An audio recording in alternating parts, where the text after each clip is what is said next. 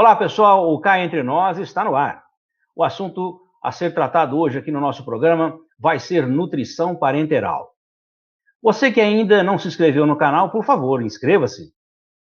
Ative o sininho para receber as nossas notificações, dá aquele like e, é claro, divulgue os nossos vídeos nas suas redes sociais e também nos seus grupos de WhatsApp. Você pode continuar nos escrevendo através do nosso e-mail e sugerindo as pautas a serem tratadas aqui semanalmente, que nós teremos imenso prazer em atendê-los. Vamos lá, então? Nutrição parenteral. Solta a vinheta.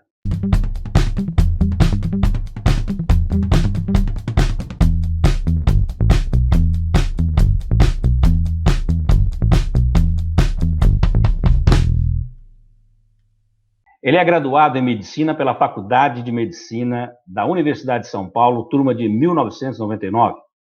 Professor da Faculdade de Medicina São Leopoldo Mandique. Também é especialista em clínica médica, nutrição clínica e medicina intensiva. Como clínico e intensivista, tem experiência no acompanhamento de casos graves que exigem cuidados especiais relacionados a esta área de atuação. Atua no acompanhamento pós-internação em UTIs com pacientes em reabilitação.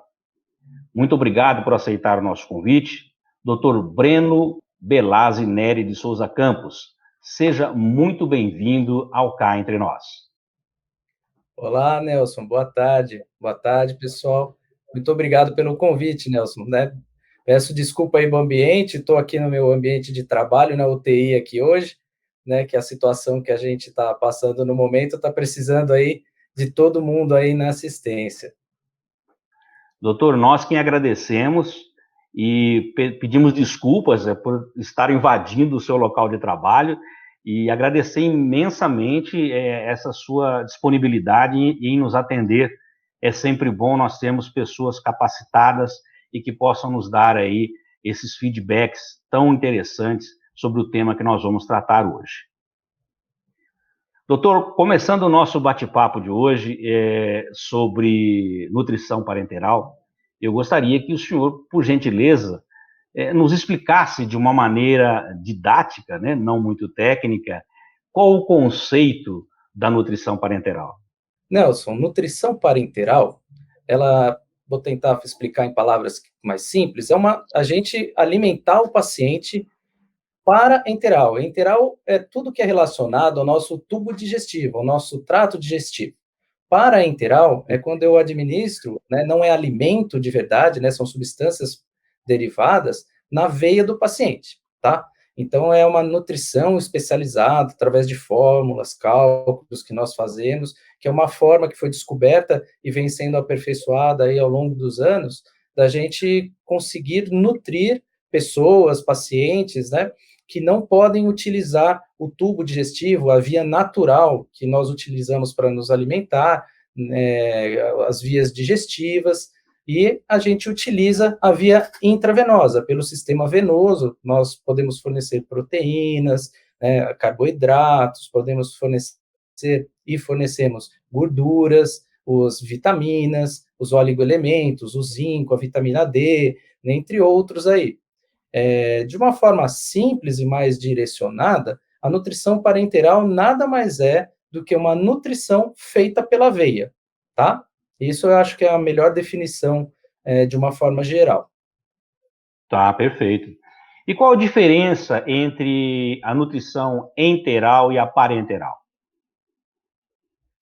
Então, Nelson, a nutrição enteral, do conceito, né, que nós utilizamos no dia a dia, e quando você vê citado isso em alguns lugares ou pelas pessoas, é a nutrição que nós utilizamos o tubo digestivo, ou seja, em geral, para utilizar esse termo de nutrição enteral, nós utilizamos ou gastrostomia, que é uma sondinha, faz um pequeno buraco, um pequeno orifício no estômago da pessoa, tá? Existem doenças que isso é necessário, e aí a gente introduz fórmulas especializadas ali, alimento pelo tubo digestivo a partir dessa gastrostomia. No ambiente intra-hospitalar e algumas outras situações, nós também utilizamos por via de sonda nasoenteral. é uma sondinha, né, um catéter, um tubinho, que nós introduzimos na narina e ela vai até o estômago, o começo do duodeno. Essas são as formas mais comuns do que a gente chama de nutrição enteral. Existe também mais especializadas para situações mais delicadas, nós também utilizamos sondas que vão direto no duodeno, né, mais para baixo do duodeno, desculpa aqui, é uma sonda que a gente coloca pacientes que têm uma obstrução dessa parte superior do tubo digestivo, que não pode usar, ou que sofre alguma cirurgia maior, que essa precisa estar em repouso, né, o estômago, ou que por algum motivo não tem o estômago e o duodeno, algumas cirurgias isso ocorre, né, necessário, nós colocamos outras sondas que nós chamamos de jejunostomia, que é um pouco mais baixo no intestino. E essas três modalidades, assim, elas são ditas, né, nutrição enteral, tá? O conceito técnico de nutrição enteral é esse.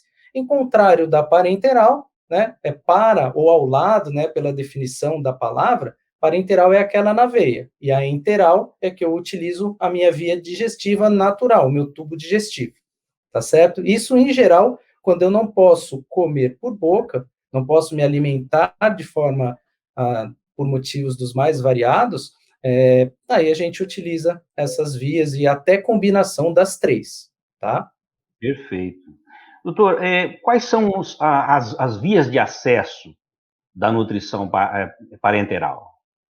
Da nutrição parenteral, cá entre nós aqui, as vias de acesso mais comuns, elas vão depender se você é previsto que nós vamos precisar utilizá-las curto prazo ou se vai utilizar por um tempo mais prolongado, tá? Curto prazo, dias a poucas semanas, tá? Até 2 semanas, um pouco mais. Quando nós não temos previsão de tempo necessário, ou que tem uma previsão que vai usar por meses, ou às vezes pelo resto da vida, são vias um pouco diferentes. Mas as vias mais comuns, respondendo diretamente à sua pergunta, nós utilizamos a veia jugular interna, que ela é localizada nessa altura da nossa topografia, pode ser utilizada aos dois lados, tá? O mais comum é nós passarmos um catéter, um caninho, tá? Pela veia jugular interna do lado direito, tá? Que é o mais comum. Podemos usar as veias subclávias, que elas ficam embaixo da clavícula aqui, tá? Essas são as vias mais comuns.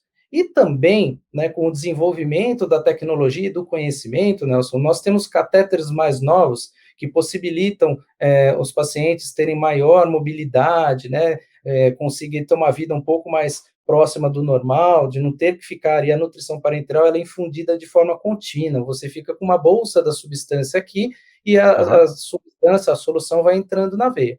E aí tem catéteres que nós chamamos de PIC, que é uma abreviação, PICC, catéter central, né, em português, de inserção periférica. Eu utilizo as veias do braço, a basílica cefálica aqui, né, pessoal, para lembrar a parte aí de anatomia, para quem esses termos ficam muito inespecífico, a gente põe esse catéter no braço e ele, através do uso de ultrassom ou de técnicas, né, esse procedimento é feito na grande maioria das vezes pelo enfermeiro, ele vem ficar aqui perto do coração, porque nós precisamos de uma via central.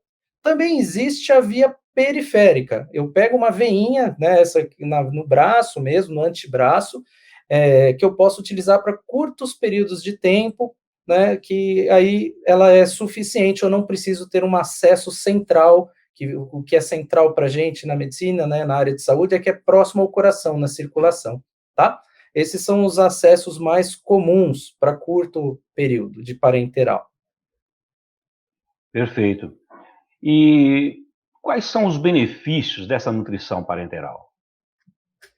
A nutrição parenteral, Nelson, ela revolucionou a nutrição, o cuidado ou a terapia nutricional mais complexa e acrescentou vida e sobrevida. Pacientes sobrevivem hoje e vivem, né, que isso não, hoje em dia, a gente que trabalha com a área de nutrição, a questão complexa de nutrição parenteral, no ambiente de terapia intensiva, pacientes que têm internações mais prolongadas, alguns perdem parte do intestino, né, que não podem mais se alimentar ao longo da vida, E a nutrição parenteral, por exemplo, permite que essas pessoas sobrevivam. Essas pessoas vão viver e muitos com qualidade de vida adequada para o que ela imagina, tá? Eu tenho pacientes, já tive pacientes com parenteral domiciliar em casa, que viveu mais de 2, 3 anos e depois não precisou mais da dieta, tá bom? Poxa, E as vantagens, né? Isso é importante. Isso eu falei primeiro isso, porque para mim essa é a maior vantagem. Primeiro que você pode sair do hospital, né, com a nutrição parenteral, isso existe, tá? E não é é realidade para nós, inclusive na nossa região aqui, tá? E os benefícios, vamos falar a curto prazo. Se uma pessoa fica sem se alimentar, mesmo que eu injete, né, infunda glicose na veia da pessoa, o famoso soro, né, que a gente toma quando às vezes está internado e não pode se alimentar, ele não é suficiente para a nutrição, né? Ali ele só dá glicose para a gente, só dá a molécula básica que a gente utiliza para fazer energia, mas proteína e os outros elementos que eu falei um pouco antes aqui na nossa conversa, eu não consigo infundir dessa forma, eu preciso de uma formulação específica.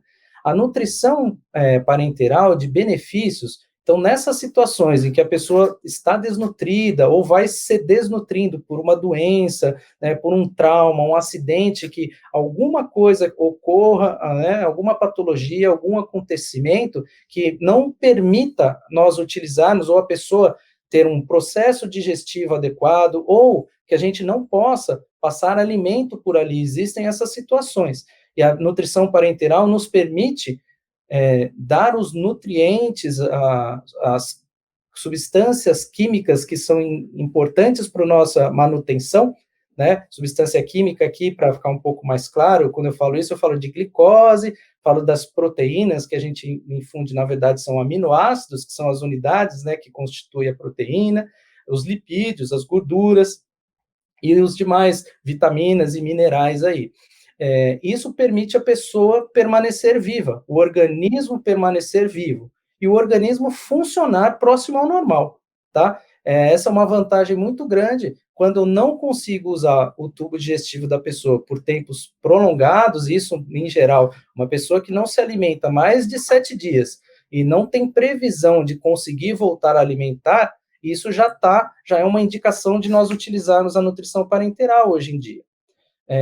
Esses são os maiores benefícios, tá? Ele acrescenta sobrevida, nos permite alimentar as pessoas de forma adequada, enquanto não se pode utilizar o tubo digestivo fazendo que a pessoa, por exemplo, que o organismo, né, da pessoa possa ter condição de passar por um procedimento cirúrgico, né? Às vezes a gente precisa ter um estado nutricional, metabólico e funcional que para aguentar o estresse, né, que uma cirurgia pode ocasionar no organismo das pessoas, tá? E às vezes isso, né, tem um tumor na cabeça do pâncreas, por exemplo, um tumor que atrapalha a comida passar pelo seu tubo digestivo. Às vezes, infelizmente, esse diagnóstico é feito quando já está quase obstruindo, né, o intestino. E o poxa. cirurgia é uma cirurgia grande, né? Pode ser uma cirurgia grande da remoção de um tumor de cabeça de pâncreas. E aí, o que acontece? Nós podemos alimentar, preparar de forma metabólica, que a gente fala, esse paciente para o resultado da cirurgia dele ser melhor, mesmo que ele não consiga se alimentar por boca. Uma grande cirurgia feita num paciente que não está em condição, Nelson, ela pode matar o paciente, né? Mesmo que o Perfeito. procedimento exista indicação, se o organismo não está em condição de sofrer isso, né, ele pode a cirurgia ser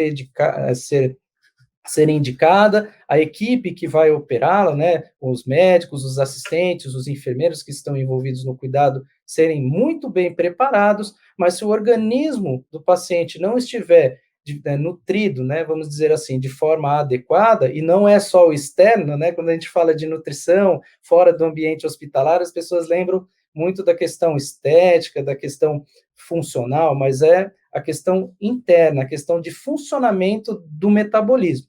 E aí isso faz as cirurgias terem resultados melhores, por exemplo, né? Pensando antes de uma internação, ou no começo de uma internação. Essas são vantagens que eu consigo pensar, assim, no momento e falar para você, viu? Tá, me diga o seguinte, o que é uma via parenteral? A via parenteral, ela é uma via, a gente fala endovenosa, tá? A gente chama, na nutrição, a gente divide em parenteral e enteral, porque a gente, né, ou eu utilizo a boca, que a gente chama de via oral, tá? Ou eu utilizo o tubo digestivo, né, seja por uma sonda nasoenteral, seja por uma gastrostomia, seja pela jejunostomia, a gente chama isso de enteral. E quando eu utilizo um sistema venoso, eu chamo de parenteral. Eu estou falando aqui das questões de nutrição, porque eu posso chamar de parenteral na medicina, na saúde, algumas outras vias, tá? Por exemplo, se eu for fazer subcutânea, né, ela não é no intestino, então é parenteral, mas a gente utiliza esse termo dessa forma, tá? O correto para a gente, quando você escuta, né, eu falar uma via parenteral, na questão de nutrição, eu estou falando que eu estou infundindo nutrientes pela veia do meu paciente, tá? Perfeito. Bom, o senhor comentou para a gente aí quais são os benefícios dessa nutrição parenteral. E as complicações? Quais são essas complicações? Pois é, Nelson. Nem tudo que reluz é ouro, né? A gente falou das coisas, né? Nós falamos Verdade. agora dos benefícios aí da nutrição parenteral. Eu comecei dizendo, né, da questão de sobrevida. Agora, ela não é livre de complicações, tá? As complicações, nós dividimos elas relacionadas ao acesso, relacionadas ao estado metabólico do paciente e relacionados à solução, à suspensão, o que a gente está pedindo para ser formulado para infundir naquele paciente, naquela pessoa, tá? De uma forma mais clara, por exemplo, se eu for obter um catéter aqui, eu tenho que passar esse catéter numa veia que está profunda no meu pescoço, não é a jugular externa que vocês podem ver a minha aqui, né? Tá. Eu tenho que enfiar uma agulha grande. Hoje em dia a gente utiliza ultrassom que torna isso muito mais seguro, mas esse catéter aqui, ele pode furar a minha artéria. Eu posso, né, além da dor, né, vamos dizer, você faz uma anestesia, mas tem uma dorzinha a hora que você pica o catéter.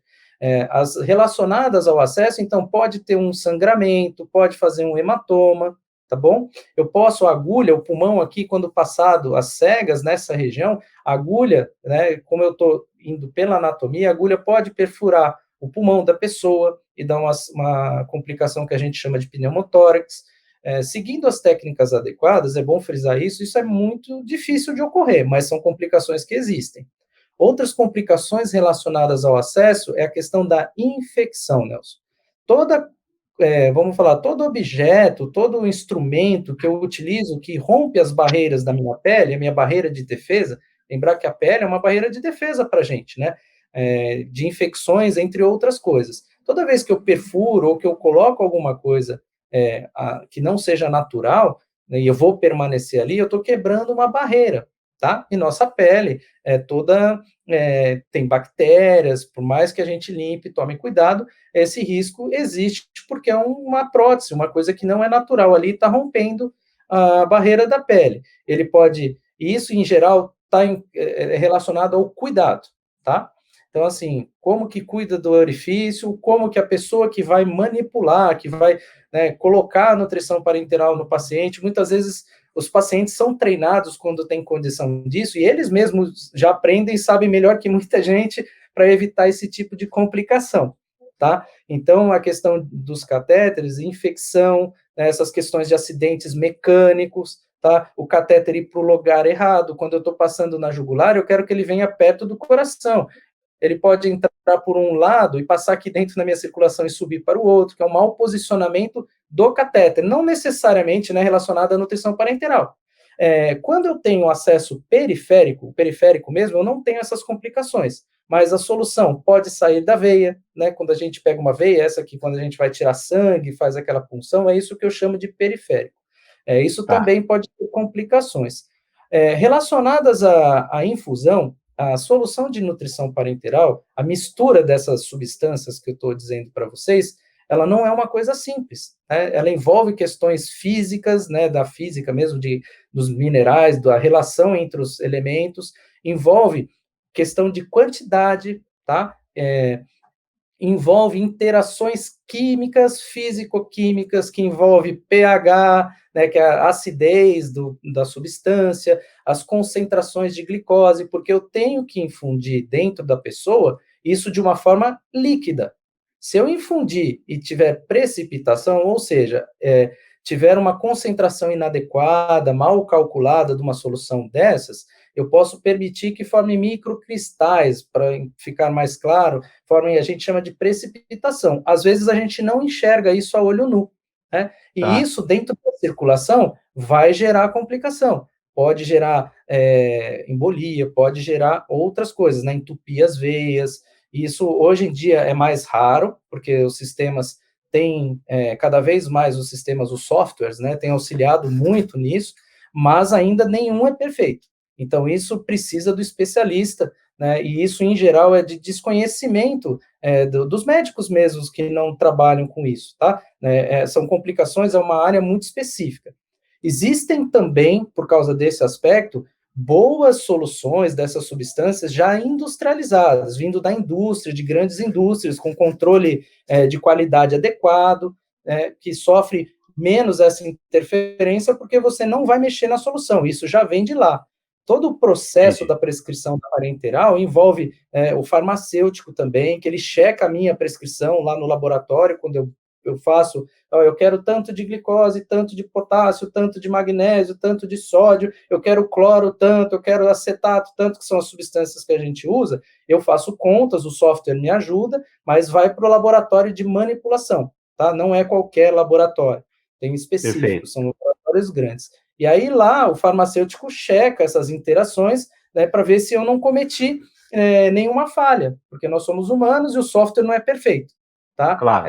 Ainda bem isso, eu não trabalho sozinho, né? Eu trabalho numa equipe, nós somos em 4 médicos, fora o enfermeiro, farmacêutico. Isso, para a gente, há alguns anos, já posso falar para vocês aí, que mais de 10 a gente não tem problema com isso. E outra complicação, Nelson, são as complicações quando eu preciso da nutrição parenteral a longo prazo, tá? Lembrar que quando eu como um carboidrato, eu como um pão, que ele vai ser digerido, ele vai produzir glicose ali no meu intestino, vai ser absorvida a glicose para a minha circulação e as minhas células vão usar essa glicose. Perfeito. Quanto vai absorver? Vai depender da minha mastigação, vai depender de quanto eu engoli, de como a minha saliva interagiu inicialmente com o pão, como que o meu estômago começou a ajudar, como que foi lá para baixo no começo do intestino. Quando eu estou injetando direto na veia, a glicose, eu injeto ela pura. Eu já não, vamos dizer assim, eu injeto a forma básica do carboidrato, que é a glicose. E aí, essa quantidade, eu estou injetando ela pura, eu estou injetando ela totalmente. Era como se eu ingerisse todo o carboidrato de uma vez, né? Lógico, de forma contínua, desse pão que eu dei como exemplo. E isso pode alterar o metabolismo. A curto prazo, algumas pessoas pode subir o açúcar no sangue, pode subir a glicemia. E isso a gente precisa controlar, tá? E isso em pessoas normais, não em diabéticos. Em diabéticos, isso ainda é mais problemático, tá? E a gente precisa ajustar, e às vezes precisa utilizar insulinas para isso. Outra questão é, nós utilizamos fórmulas que fazem previsões, né? Como se você e eu fôssemos a mesma pessoa. Eu calculo lá, eu vou utilizar 1 grama por quilo por dia de aminoácidos para a solução que eu vou fazer para você, porque para a sua idade, para a sua doença, seja indicado isso. 1 grama, mesmo que nós fôssemos gêmeos idênticos, pode ter um efeito no seu organismo e no meu outro. Então, isso necessita, principalmente nos primeiros momentos, de um controle muito bem feito. Que isso a gente monitoriza, tem que ser na região de preferência intra-hospitalar, né? O paciente precisa estar internado, a pessoa precisa estar no hospital para começar isso. Aí a gente colhe o exame de sangue todo dia, fura o dedinho de hora, espaços de tempo, não é toda hora, mas cada 4, 6 horas, 12 horas, dos 3, 4 primeiros dias, que o paciente está fazendo isso, para a gente conseguir tornar essa fórmula individualizada, né, especialmente para aquele paciente. E isso, o paciente também precisa estar num estado metabólico, né? Ele precisa estar sarando da doença, e quando ele não está, isso é mais complicado ainda, porque aí eu preciso ajustando. Hoje em dia ele tomou um remédio, amanhã teve uma infecção nova, a infecção piorou, a infecção melhorou, e essas questões metabólicas, que eu usei a glicose, que é o mais comum, pode ocorrer com proteína, que eu falei também, pode ocorrer com lipídio. Então, essas questões físico-químicas individuais também são complicações. Isso mais a curto prazo. A longo prazo, existem algumas coisas relacionadas ao metabolismo do corpo. Por exemplo, quando a gente precisa passar alimento no nosso estômago duodeno, porque o meu fígado, ele produz bile, tá? Eu vou falar de forma simples aqui, tá? Se tiver algum legal. A gente entender, né? Se algum profissional de saúde fala, nossa, né, eu estou falando para que todos que nos estão vendo aqui, por favor. Aqui, né, Nelson? Deu uma parada. Então, para mim, a bile, né? Deu uma rodada aqui. Voltamos bem? Voltamos bem, não tem problema não. Nós estamos ao vivo, quer dizer, não tem jeito. Nós temos que também nos ater aí aos intempéries da internet, né? Não tem problema, a gente vai falando. Pode continuar, doutor. Aí, Nelson, precisa passar o funcionamento do meu organismo normal, o alimento, a hora que ele passa do estômago ali para o duodeno, o fígado, né, que a vesícula ficou armazenada ali, a bile, ele vai injetar essa bile ali para ajudar na digestão. E isso tem diversos aspectos. Mais para frente, ele vai ajudar na digestão. Essa bile tem os sais biliares que são reabsorvidos e faz um ciclo, que a gente tem um nome, né, que chama ciclo enterohepático dos sais biliares. Entero é de intestino, hepático é do fígado. E quando não passa alimento ali, essa reação, esse funcionamento, ele fica prejudicado. E isso começa a afetar a função do fígado. Além disso, eu estou injetando glicose, proteína direto na circulação sanguínea, né? E isso também não tem, a gente chama às vezes, um termo talvez, a gente fala metabolismo de primeira passagem, todos os alimentos, as coisas, remédios que a gente toma, que são absorvidos pelo nosso tubo digestivo, intestino, né, principalmente, ele vai cair na circulação da barriga e vai passar pelo nosso filtrão, que é o fígado. Filtrão, Quando eu estou ingerindo... Vai direto quando coloca aí. Exatamente, eu não tenho essa passagem. Então, não tem o filtro. Essa não é a palavra ideal, mas ele fica sobrecarregado e ele pode começar a inflamar, né? Eu posso induzir uma hepatite, ele pode começar a acumular gordura, tá? E isso a longo prazo, isso na pessoa que está exclusivamente com nutrição parenteral, que não está ingerindo nada por boca, tá? Nem por sonda. E aí, a longo prazo, isso vai afetar o fígado da maioria dos pacientes, se isso não for prestado atenção, e se o profissional envolvido com isso não tiver conhecimento disso, né? Que isso não ocorre muito a curto prazo de forma significativa, ocorre um pouco mais a longo prazo, tanto em adultos quanto em crianças, tá? Em recém-nascidos que às vezes precisam dessa terapia, tá? Que mais? Importante.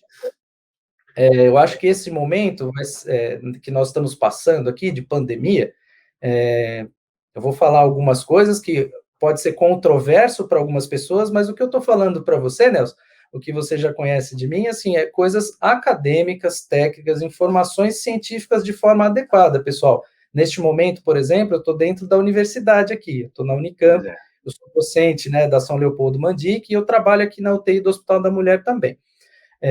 A questão das vitaminas, Nelson. Vitamina tomada de forma adequada, ela faz mal, pessoal, tá? Principalmente aquelas que se acumulam no nosso organismo. Um exemplo, né, são as lipossolúveis, que precisam de gordura, a nossa famosa e a queridinha da vez, que é a vitamina D. Ela é muito importante, pessoal, mas ela pode causar intoxicação quando tomada de forma inadequada. E, às vezes, Nelson, isso acontece, o paciente procurando, né, melhorar de qualquer forma, ele sai do ambiente hospitalar, a gente está acompanhando a parte nutricional, mas às vezes eu vejo 1, 2 vezes ele pessoalmente no mês, quando já está estável e fora de casa, e a gente se conversa por telefone, por chamada de vídeo, né? E às vezes o paciente querendo melhorar mais, querendo achar alguma coisa, e aí, isso é completamente compreensível, ele consulta para lá, consulta para cá, pega a opinião do vizinho, né, que o brasileiro tem isso, a gente se automedica muito, e falando, vitamina D faz bem, eu vou tomar. Só que eu já estou infundindo vitamina D para ele na veia. E a dose que está se utilizando, Nelson, é muito alta, tá? Por exemplo, o Instituto de Medicina norte-americano, eles são rigorosos com isso, a dose de vitamina D segura para se tomar em dose diária é até 10 mil unidades, tá? É uma forma, unidades internacionais.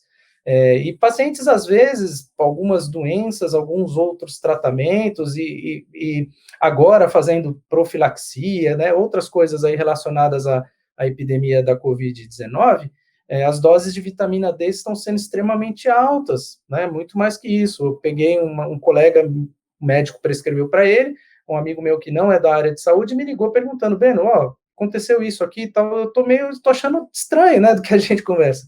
E tinha dado 50 mil unidades por dia para ele. Porra, caramba. 5 vezes o que o Instituto Americano de Medicina recomenda, tá? Claro, existem situações específicas que eu preciso mesmo de doses maiores, mas não nessas situações de reposição. Talvez por um período menor. Período curto. E acompanhando como que é a resposta de cada um. Nós somos indivíduos únicos, né? O que eu posso responder por uma dose pode não ser a mesma que você vai responder. Então, existe intoxicação por vitaminas, tá? Porque é a questão de nutrição parenteral. Isso é mais difícil hoje em dia, porque quem é dessa área é muito chato, tá, né? Quem faz nutrição parenteral de forma adequada tem que ser muito certinho, muito Caxias, tem que ser chato com os controles, né? Eu digo chato porque falo, nossa, você implica. Não. Exigente, né? Criterioso. Exato. Se a gente não fizer dessa forma, eu posso estar sendo negligente com o meu paciente. Também uma outra coisa de complicação metabólica, que eu acho que é legal a gente falar nesse momento, apesar da gente estar falando de nutrição enteral, parenteral. Não, mas é importantíssimo, sem dúvida. De informação, é a questão do que nós chamamos de oligoelementos, tá? O que é um oligoelemento, Breno? O que o organismo precisa em quantidades extremamente diminutas. O exemplo, né, eu gosto de usar o queridinho da vez, porque cada momento aparece é o zinco. Sim.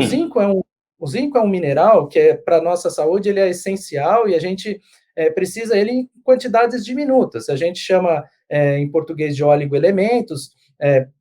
Em inglês, tem a tradução que também você pode encontrar escrito, às vezes, eu já vi isso, como elementos traço, tá? É o que o organismo precisa muito pouco. O zinco, eu preciso de quantidades diminutas, né? E as doses que estão sendo prescritas, como ele sendo um estimulante do nosso sistema imunológico, são muito além do que as doses que nós precisamos, tá? Isso também, né? Deus protege, né? Tem essa brincadeira assim. O zinco, existe uma coisa, Nelson, que os nutrientes, eles também interagem entre si. Se eu comer, a gente tem alguns conceitos populares disso, né? Fala, nossa, se eu vou comer laranja quando eu estiver comendo uma feijoada que melhora a minha digestão. Isso é uma cultura popular, mas que tem um fundamento que funciona. Em relação ao zinco, ele atrapalha a absorção do cobre e a absorção do ferro da gente. Então, quando você começa a tomar zinco em dose excessiva, tem que lembrar que as pessoas que estão fazendo isso naturalmente não são pessoas que não estão se alimentando, são pessoas que estão comendo e tomando zinco a mais, tá? E a vitamina D também. Aí tem a quantidade do alimento que já está ingerindo, mais esse suplemento. Vai atrapalhar a absorção de ferro, vai atrapalhar a absorção de cobre das pessoas. É fundamental, quero destacar isso, Nelson, que precisa repor, sim, quem tem deficiência comprovada. Tá? Existem doenças, existem algumas medicações que podem induzir deficiência de zinco e não é de conhecimento geral dos profissionais da área de saúde. Por exemplo, existe uma classe de antihipertensivos, que a gente chama inibidores de recaptação, inibidores do receptor de angiotensina, tá? Que é o bloqueador de receptor de angiotensina. Essas drogas, alguns deles, o losartan, por exemplo, não sei se você já ouviu falar de drogas, né? Sim. O losartan é um dos mais comuns. Em algumas pessoas, ele pode causar uma eliminação pelo rim a mais de zinco. E essas pessoas podem, sim, desenvolver uma deficiência de zinco por uso do losartan. E isso não é de conhecimento geral. Eu tenho um amigo, né, professor de educação física, que provavelmente vai nos ver aqui, também é da roda, né, dos amigos que a gente conversa, não vou falar o nome dele aqui, mas ele vai saber quem é. Vamos trazê-lo para dar uma entrevista para nós aqui. Nelson, é um pequeno grande homem de 2 metros de altura, sabe? Meu Deus!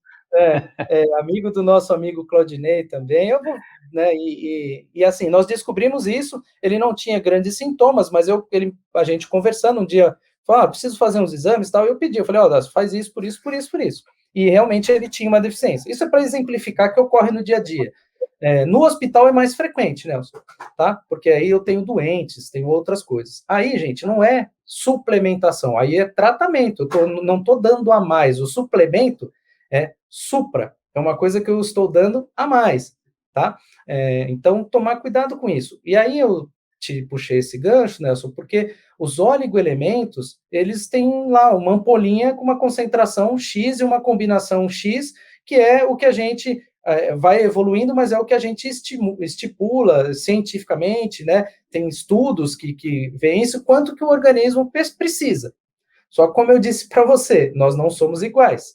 E, às vezes, a longo prazo, né, esses oligoelementos, aí entre eles o manganês, tá? Entre eles cobre, entre eles o selênio, nós utilizamos esses oligoelementos, o próprio zinco, tá? Para infusão intravenosa. A longo prazo, eles também podem se acumular no organismo se eu não fizer um controle mais bem feito. E isso pode gerar doenças no paciente. Eu já tive um paciente que veio de um outro serviço, de uma outra cidade, que ele estava desenvolvendo uma intoxicação por cobre, tá? E assim, começou a ter umas alterações hepáticas do fígado, aí a nutricionista amiga me indicou ele, né? E assim, ele ficou bem dessa questão, mas era relacionada à nutrição parenteral, tá? Então, assim, complicações advêm disso, tá? Assim, a longo prazo. Doutor, já que o senhor falou aí do zinco, já falou da vitamina D, quais são os exames, o nome dos exames para se medir isso? Os nomes mais, assim, existem técnicas diferentes, tá, Nelson? E a interpretação do valor do resultado também ela pode ser diferente de acordo com o contexto clínico do paciente.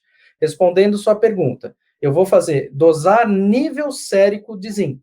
Esse é o nome. O que é isso? É dosar qual a concentração de zinco no seu sangue, tá? Essa é uma forma de eu dosar o nível de zinco. Qual é o problema? Pacientes com patologias, com doenças inflamatórias ou não, a interpretação do nível sérico do zinco pode não refletir o tanto de zinco que tem no organismo, tá? E isso vai depender de outros fatores. Essa observação é importante, mas para dosar zinco é nível sérico de zinco. O médico vai lá, pede lá, zinco no sangue.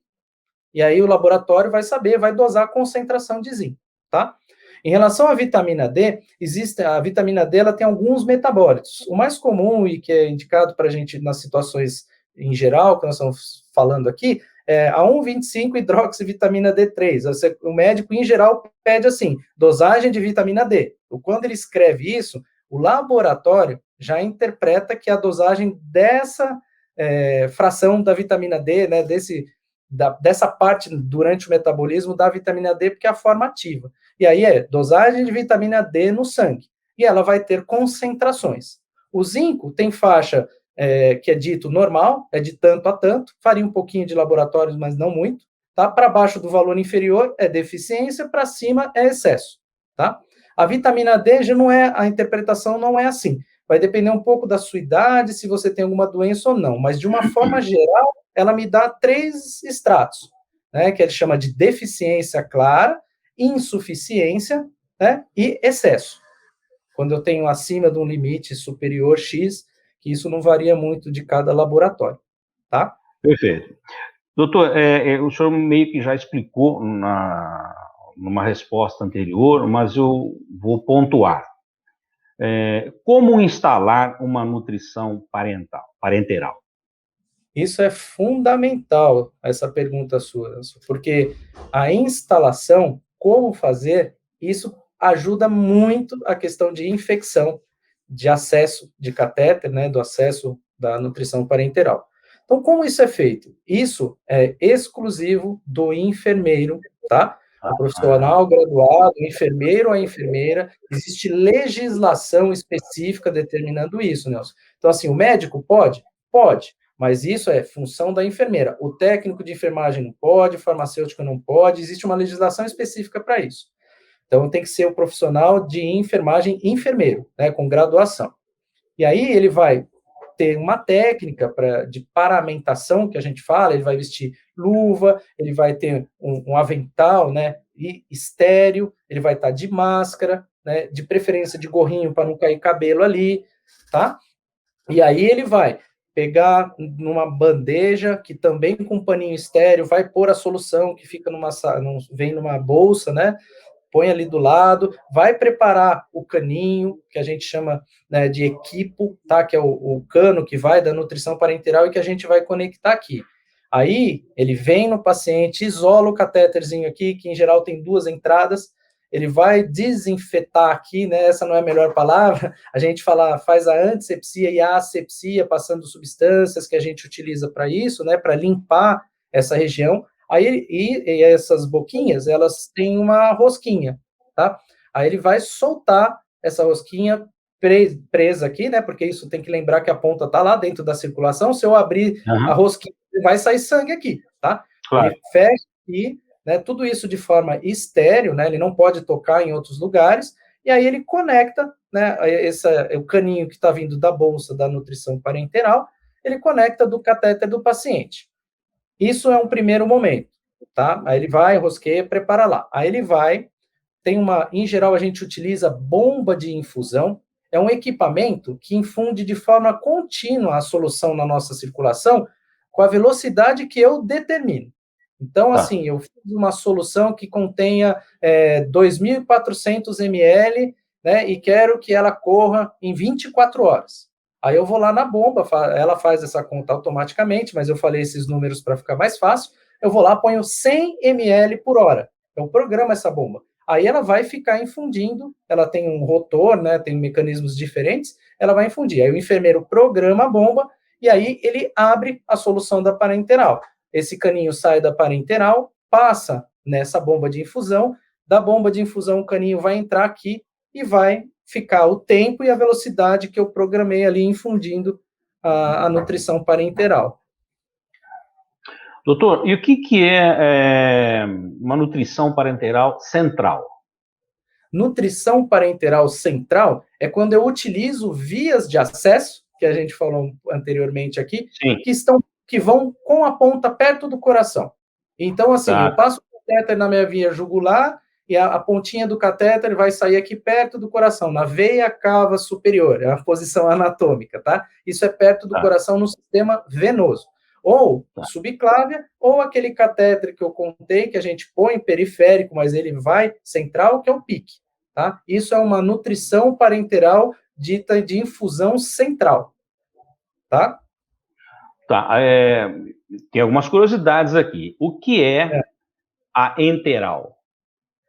A nutrição enteral, né, é o que a gente falou um pouquinho, é o que eu vou utilizar o meu tubo digestivo. Vou chamar de jargão, mas de linguagem técnica, a gente fala via oral quando a gente está comendo naturalmente pela boca.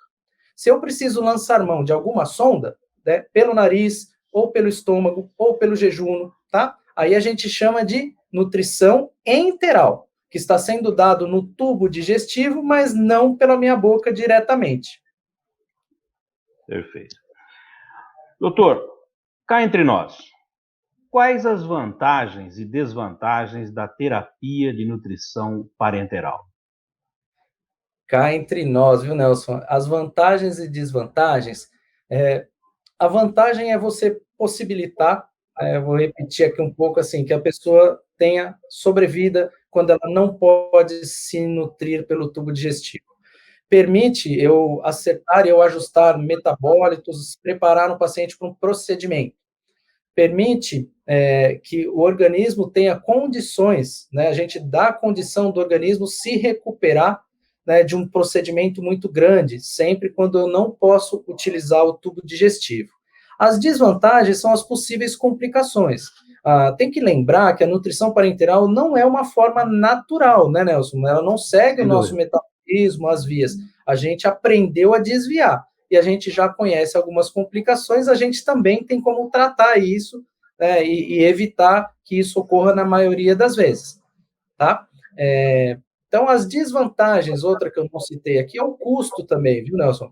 Né? A nutrição parenteral, ela não barata relativamente ao eu comer por boca ou eu usar uma fórmula integral, tá? Ela é um procedimento complexo que envolve um médico especializado, envolve um enfermeiro dedicado para isso, nos lugares que fazem isso de forma adequada, envolve manipulação ou aquisição de um produto pronto da indústria, envolve profissional farmacêutico, seja direto da indústria ou de uma indústria de manipulação, que a gente chama de individualizada ou industrializada. Individualizada é quando eu escrevo exatamente tudo que eu quero e o farmacêutico, a indústria, vai formular para mim aquela solução, para eu dar para o meu paciente específico. E a industrializada é quando eu compro uma formulação já pronta. Eu conheço o equilíbrio dos ingredientes lá, mas eu não consigo modificá-la a maior parte das vezes, tá? E isso também tem custo, não é uma solução barata, tá? Envolve a questão de bomba de infusão, envolve a manipulação, tá? Então, eu acho que o custo também é uma das desvantagens aí. Poxa vida. Doutor Breno, eu não tenho como agradecer a sua disponibilidade em poder nos atender aqui. Muito obrigado por essa entrevista muito bacana, com um linguajar bem didático. Tenho certeza que todos que estão nos assistindo vão aproveitar e muito. E agora eu vou deixar o espaço todinho aí para o senhor, para que o senhor fale, o senhor deixe os seus contatos e também deixe uma mensagem aí para os nossos seguidores. E mais uma vez agradecer aí a sua disponibilidade dentro do seu trabalho. Nós estamos invadindo aí nessa época de pandemia. Eu sei que o senhor está na linha de frente aí. Como que tem sido tudo isso? Gostaria que o senhor explicasse isso aí, falasse um pouquinho para a gente também.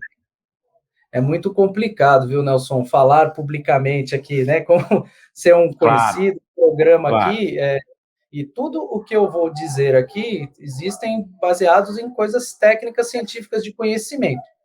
É sempre importante, né? Os contatos estão aí, mas é sempre importante, falando da Covid-19, da pandemia que nós estamos enfrentando, Nelson, que dizer que é uma doença nova. 1 ano de doença é pouco no tempo de conhecimento de doenças, tá, pessoal?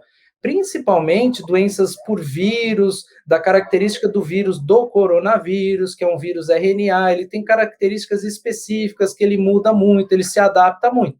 Tá? Existem famílias, né, outros vírus da família, coronavírus é uma família de vírus que a gente fala, existem outros vírus que infectam humanos, mas não com essa gravidade. O SARS-CoV-2 aí é uma novidade para a gente, está nos assolando. Coisas que nós já sabemos isso, o Nelson, pega muito fácil, tá? A gente sabe que o contágio é fácil. Então, pessoal, e também tem umas medidas que podem ser simples, entre aspas, de evitar. A questão de aglomeração, ela é muito básica para a gente que está na área de saúde. Então, assim, você não juntar um monte de gente, você utilizar a máscara, pode ser uma máscara de tecido, feita com as recomendações que o Ministério da Saúde recomendou muito bem isso, tá? Desde o começo. Lavar as mãos com frequência, tá? Evitar contatos em multidões, né? Isso é uma coisa básica, tá? Lógico, eu vou falar uma coisa aqui da vida, né, Nelson? Não tem quem consegue ficar isolado, né? A população, nós, né? Eu e minha esposa só no meu apartamento, mesmo que é pequeno. Se um de nós ficarmos doentes, a gente consegue ficar isolado, mas não é a realidade do nosso país inteiro, certo? Verdade. Então, a gente tem que trabalhar. Eu, como profissional da área de saúde, pessoal, eu atuo no SUS há mais de 20 anos, eu sou formado numa universidade estadual, tá? Uma das melhores da América Latina, aí, como o Nelson já me apresentou aí no começo, e apesar de eu estar no sistema privado, eu ainda sempre trabalho no Sistema Único de Saúde, tá? Eu não vou entrar num detalhe que o privado também faz parte do SUS, né? Mas... Claro, sem dúvida. E aí, pessoal, por que eu estou falando disso, de evitar essas coisas, né? Porque é de verdade, é isso, Nelson, que é o principal. As vacinas, elas vão funcionar sim, pessoal, tá? Elas vão funcionar, que elas vão diminuir muito a transmissão. É só olhar um pouquinho para Israel. Israel, que começou a vacinar Não vou entrar nos prós e contras, vacinou, quem não vacinou, mas assim, está ficando claro, a curva de infecção deles diminuiu muito, Nelson, tá? A vacina é bom comprar uma que tem maior eficácia, porque a coronavírus a Coronavac, né? Coronavírus, a Coronavac da Sinovac é pouca eficácia, é como jogar moeda. História, Nelson, isso. É história. Né? O que acontece? Por que a Coronavac tem uma coisa básica que eu não vejo se falando na mídia? A Coronavac, você sabe em que população que ela foi testada, basicamente? Não. Nos profissionais de saúde. Nós. Fomos testados nós. Quem são os mais expostos ao vírus? Nós. Vocês. Eu tubo o paciente de forma grave de Covid. A hora que eu vou olhar a laringe, né, pôr o tubo aqui, eu vejo a traqueia, tá saindo vento, tá saindo respiração ali, é a maior concentração de vírus que tem. Então, a doença comete a gente muito mais do que a população geral. Então, a eficácia real de uma vacina vai ser menor quando testadas em profissionais de saúde. Tem um conceito básico. Outra coisa, as tecnologias são diferentes e a indução da resposta imunológica também é diferente, mas precisa ver a metodologia das pesquisas. Ou seja, não é jargão, é opinião mesmo, tá? Eu sou só um especialista dentro da grande conceito de medicina baseada em evidências, a ciência, a gente não pode ser hipócrita, tá, Nelson? Falar que a ciência sabe tudo. Eu aprendi isso em casa com meu pai e minha mãe, são professores, né, não são da área de saúde, mas existe a arte, existe coisas que a gente não sabe, existe a humildade da gente aceitar, né, que isso pode não ser da forma que a gente pensa. Então, tem coisas que já são sabidas que não funcionam. Eu vou citar uma droga que foi politizada demais, eu não tenho questões políticas relacionadas a isso, tá, Nelson? Mas, assim, a hidroxicloroquina, a cloroquina, não funciona. Meu irmão mais novo, ele é fisioterapeuta. E ele está no Pará, tá? Lá no começo da pandemia, ele foi chamado para trabalhar num hospital que lá, em algumas regiões, como no interior de São Paulo também, falta gente para trabalhar. E ele foi para o hospital e ele adquiriu, ele ficou doente. Depois de uns dias, no 6º dia que ele estava de sintomas, ele começou a ter uma piora, a minha cunhada brigou com ele e falou que era para ele me contar, porque de médico na minha família só tem eu.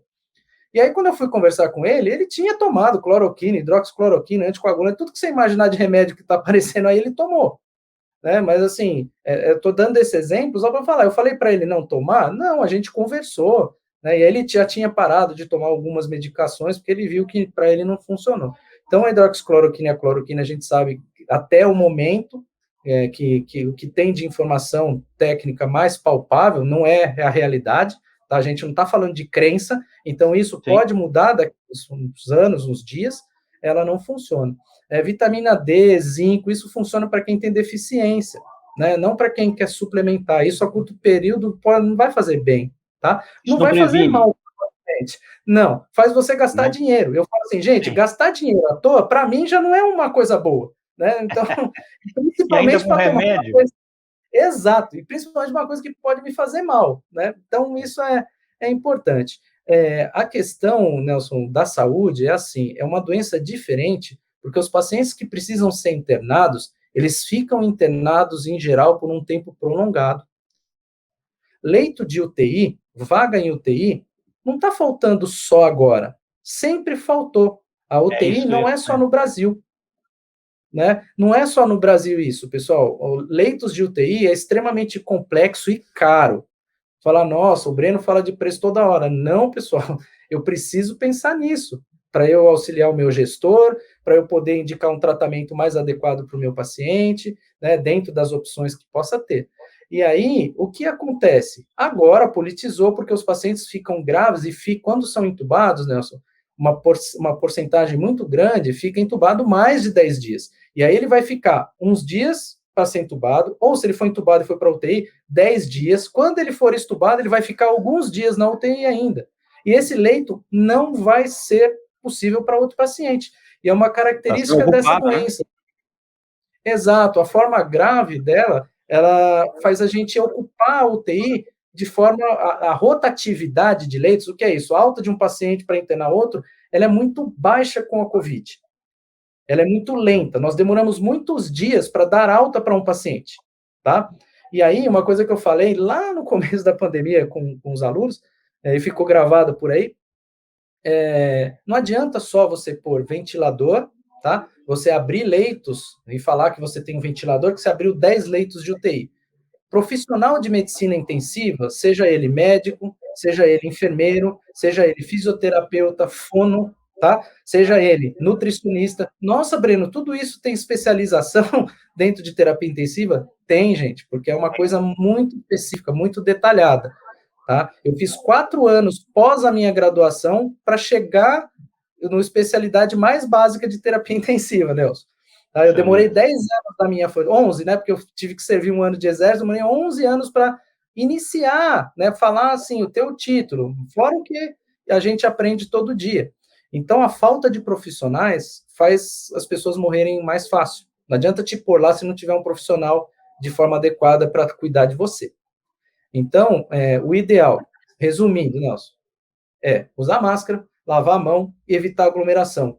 Eu não tenho, aí é uma opinião pessoal que eu posso estar errado, mas eu não acho que todo mundo tem que ficar preso.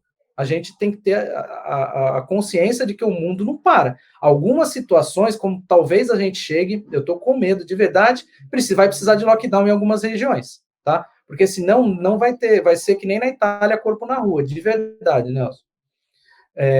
Espero que isso não ocorra. Mas o que a gente precisa é se expor o menos possível, tá?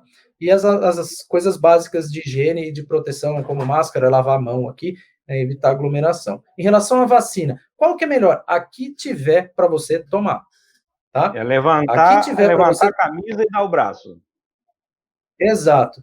Pessoal, quem estuda um pouquinho história, né, Nelson, sabe que, assim, vacina, gente, evitou muita coisa e evita ainda, tá? E assim, a chance de ter problema com vacina é pequena, né? Não é que não existe, tá, Nelson? Nesse momento, eu fui vacinado aqui com a Sinovac, tá? Eu já tomei as 2 doses. Aqui na região, né, que nós estamos, também está sendo utilizada a Oxford. Eu tenho alguns colegas que foram vacinados aí com a Oxford. Tiveram um pouco mais de efeito colateral, porque a resposta imunológica dela também é maior, porque a tecnologia é diferente. Falando de vacina, se chegar da Pfizer, se chegar Coronavix, né, tem outros nomes aí aparecendo, o que tiver disponível, pessoal, a minha opinião pequena, pessoal, é que se você for selecionado, estiver no grupo, na sua hora, tome a vacina. Assim, o que a gente está ficando claro para a gente, Nelson, é que pode não evitar a doença 100% dos casos, mas está cada vez aparecendo mais nos estudos que as vacinas não pararam nos estudos, tá? As que já estão liberadas, elas continuam sendo estudadas. Elas evitam a forma grave. E isso, para mim, já é uma coisa, e quase todas as vacinas está sendo provado que elas evitam mesmo a forma grave. E aí isso já vai resolver. Isso eu acho que vai resolver, vai desafogar e vai trazer a gente ficar aí mais próximo ao nosso normal. Não acredito no novo normal, eu quero voltar para o nosso normal. É uma doença e de tempos em tempos ela ocorre na humanidade e na nossa geração, na nossa época, está ocorrendo essa. Né? Verdade. A gente não esperava, nós não esperávamos que ia passar por tudo isso, mas está aí, a gente tem que conviver e nada melhor do que a gente se adequar com todas essas precauções que todo mundo está ciente aí, é só fazer. Doutor Breno, mais uma vez, muito obrigado aí pela sua entrevista, os contatos dos senhores estão aqui na nossa tela. Avisar as pessoas também que o currículo completo do doutor Breno, eu não teria condições de falar todo aqui na apresentação dele, né? É uma pessoa capacitadíssima e com muita experiência em várias áreas de atuação, e eu sugeriria que os nossos seguidores, ao entrar no canal, desse uma lida no currículo do Dr. Breno, que é muito importante para ver a capacitação total dele. E agradecer por ele estar lá na Unicamp e dentro do local de trabalho dele e nos concedendo essa entrevista. É muito privilégio para nós. Espero que nós não tenhamos atrapalhado muito o seu dia a dia aí. Bom, nós não falamos, claro. Desculpa interromper, nós não falamos, acho que é bom. Pode falar. É bom deixar claro, eu estou aqui, gente, porque tem uma colega, uma médica, né, minha amiga, vou falar o nome dela, Daniela, Ela está Claro. lá dentro da UTI, tá? Tem um residente aqui, eu não estou deixando. Exato, isso foi combinado. Como nós não vai aparecer aqui, eu poderia ser chamado no meio da entrevista. Pessoal, graças a Deus aí não aconteceu, né, Nelson? Verdade, sinal que as coisas estão correndo bem e as pessoas estão aí estáveis. Por isso mesmo que eu não canso de lhe agradecer esse privilégio nosso de tê-lo aqui no nosso programa. Muito obrado. Bom, hoje o nosso bate-papo foi com o Dr. Breno muito obrigado Belassi. pelo convite. Imagina, eu só peço para as pessoas que tem um pouco de... Nós temos um delay aqui, mas vamos lá. Nosso bate-papo hoje foi com o Dr. Breno Belassi Neri de Souza Campos. A semana que vem nós teremos uma outra entrevista sugerida por você que nos segue nas redes sociais e que também manda seu e-mail sempre sugerindo as pautas a serem tratadas aqui semanalmente. Lembrando que se você ainda não se inscreveu no nosso canal, inscreva-se, ative o sininho para receber as nossas notificações e compartilhe os nossos vídeos. Olha só que entrevista fantástica que nós tivemos aqui com o Dr. Breno, o quanto nós aprendemos nessa noite, né? E eu queria agradecer a todos que ficaram conosco até agora, o nosso muito obrigado pelo carinho da audiência e até a semana que vem com mais uma entrevista, se Deus quiser. Solta a vinheta.